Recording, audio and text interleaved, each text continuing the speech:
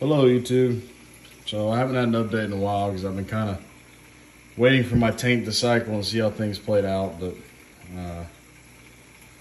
let's go ahead and just start with the sump system. I actually took out that ceramic rock that came with algae barn and added a piece of reef rock, and I'm running sea lettuce in there.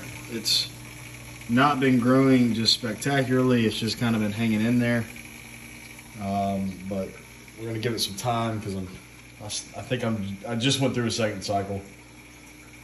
This time last week, this was just incredibly cloudy, and I think I had a bacterial bloom, so I kind of just let it go.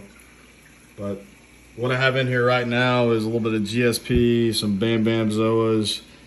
That right there is a rock flower anemone, and then bird's nest. And I'm sorry, the camera on my phone does not pick this up very well.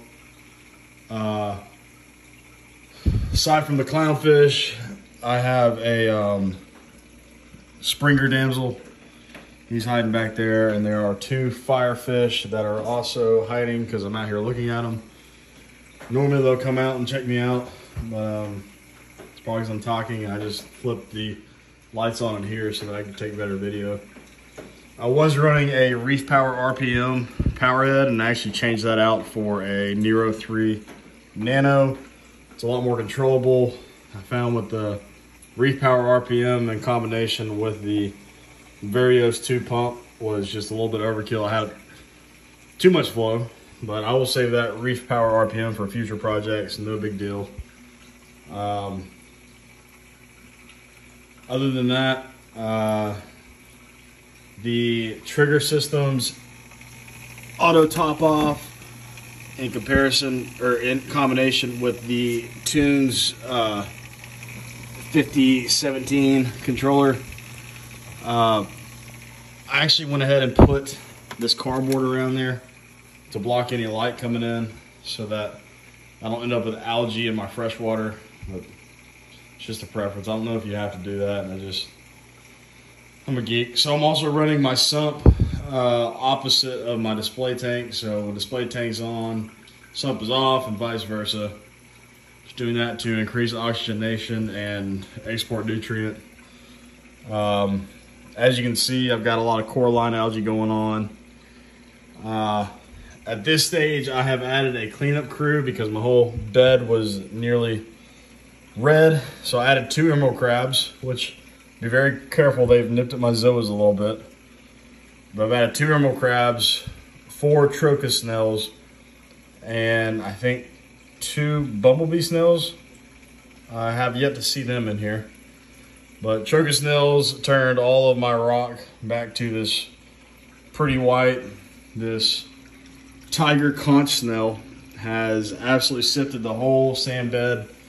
He's made, you know, great strides in the appearance of this sand bed.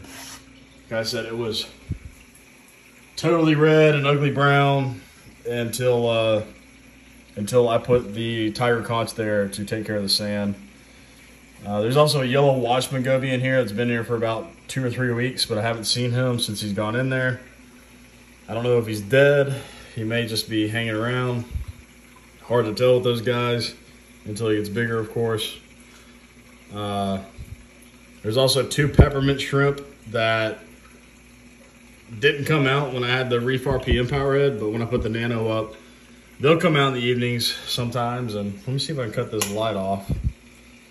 We have this solid shimmer effect going on with the Kessel up there, but yeah, it's just not going to pick up the colors. These are all bright oranges and greens that I have in here right now, and the only one that's picking up is that bird's nest, which there's that one there, and when I was installing it, I actually got a little bit of a break off right there, so I'm hoping that'll grow out and I'll have 2 bird's nests.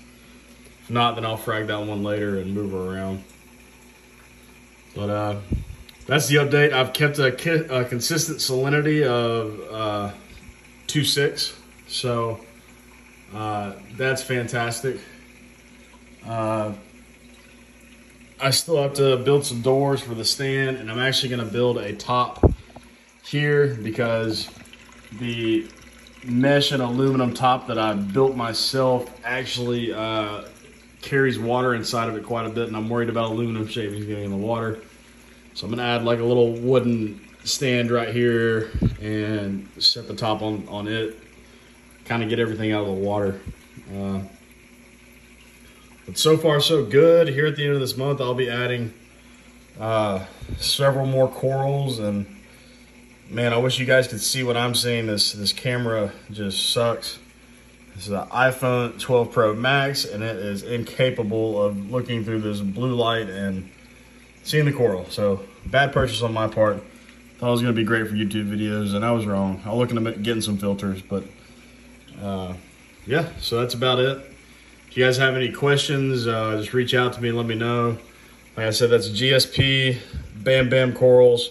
That's a common rock flower anemone, and it's green base and bright orange tentacles, and then the bright green bird's nest.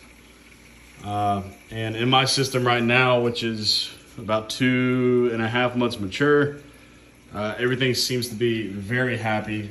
After the bacterial bloom, I've had some sincere success. So actually, I preemptively bought a UV pump with a light in it. So the next time I have a bacterial bloom and I have some more expensive corals in here, I can get over a little bit faster. But I think in my best interest this time around, it was great to just let it work itself out, because this is the clearest water I've had in this tank since I put everything in here. But okay, I think that's it for today. I'm sorry it took me so long to give an update. I just didn't have a whole lot to say until this tank was maturing. And now that, you know, I'm not matured yet, but now that it is maturing, I think we're going to be starting to recognize some swings in water quality. And we're going to be able to find out real quick with the system that I built what I can and can't grow. Fish seem to be doing very well, you know, but this is not about the fish. This is about the coral. And, you know, I'm trying to give you guys some first-hand information for a 35-gallon cube so that you can get some success early on. And so far, very, very happy with the way this tank has turned out. Don't be afraid of the ugly brown. Don't be afraid of, you know, bio blooms. That's gonna happen.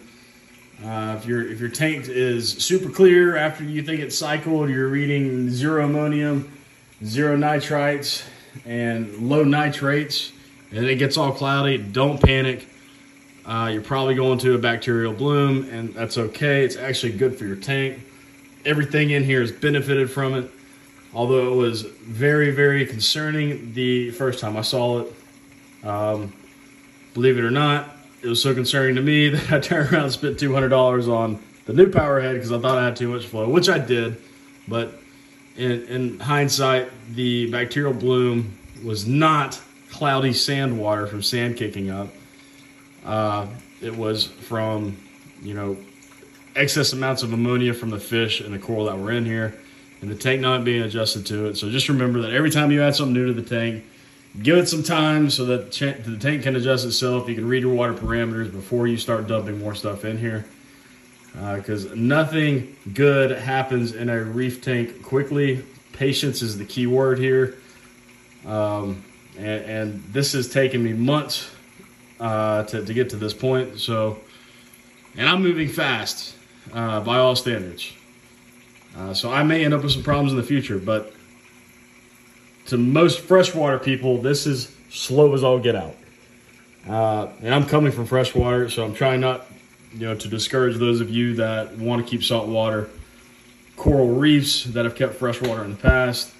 It just takes more patience, but honestly, the payoff is a lot better. These coral they're just the 3 coral and the 1 anemone that I have in here right now are the most beautiful things that I've ever had in a glass box.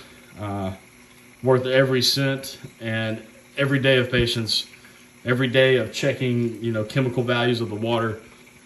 And honestly, it's not as much work as I'm making it sound. It just takes patience. So best of luck to you guys. Please comment. If you're not already subscribed, go ahead and subscribe. I'm not doing this for money.